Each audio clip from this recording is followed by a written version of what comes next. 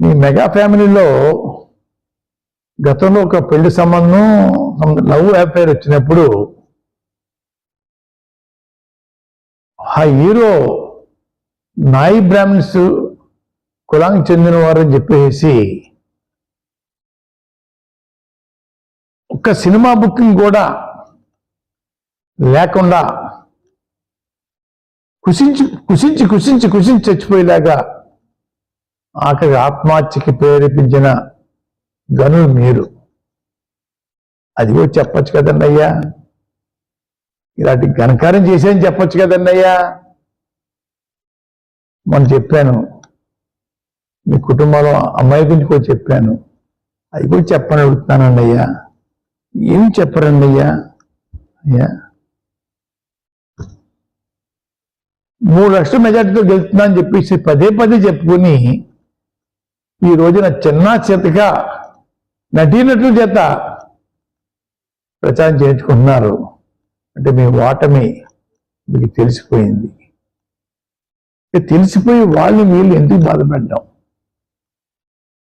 అని అడుగుతూ ఉన్నాను అయ్యా. నిత్యం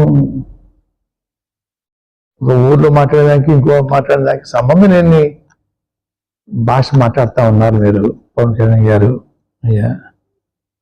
అలాగే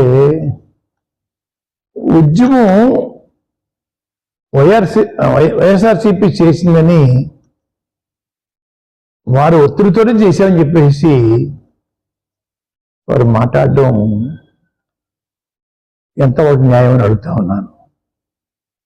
20 సంవత్సరాల క్రితం ఉద్యమాన్ని వదిలేసిన తర్వాత ఇద్దరు పెద్ద మనుషులు చంద్రబాబు నాయుడు గారు మన రిజర్వేషన్ని ఇస్తాను, పునరుద్ధరిస్తాను పదే పదే అయ్యా సభల్లోనూ మేనిఫెస్టోలో పెట్టింది అడగాలని చెప్పేసి నన్ను రోడ్డు మీద లాగారండి అయ్యా.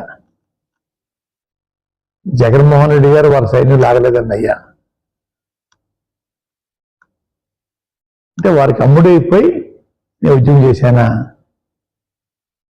ఈ మాట్లాడుతున్నారు పవన్ కళ్యాణ్ గారు. అమ్ముడైపోయినామో అని గతంలో నేను పనిచేసిన పోర్ట్ఫోలియోలో ఏదో కుంభకోణం ఉన్నామో అని సిబిసిఐడి, ఏసీబీ, ఇంటెలిజెన్స్ వగేరా డిపార్ట్మెంట్ల చేత జల్లెడేయించాడు అయ్యా మీ గురువు గారు నా మీద. ఎక్కడ తప్పు దొరకలేదండి అయ్యా. ఆఖరికి ఉద్యమంలో అయినా సరే అమ్ముడైపోయిన డబ్బు ఎక్కడో చూడమని చెప్పి పరమాయించారన్న మీ గురువు గారు. లేదండి అయ్యా, అలవాటు ఉంటే కదా నా మీద దాడి చేయడానికి. అలవాటు లేని మనిషినండి అయ్యా. అయ్యా ఆ ఉద్యమం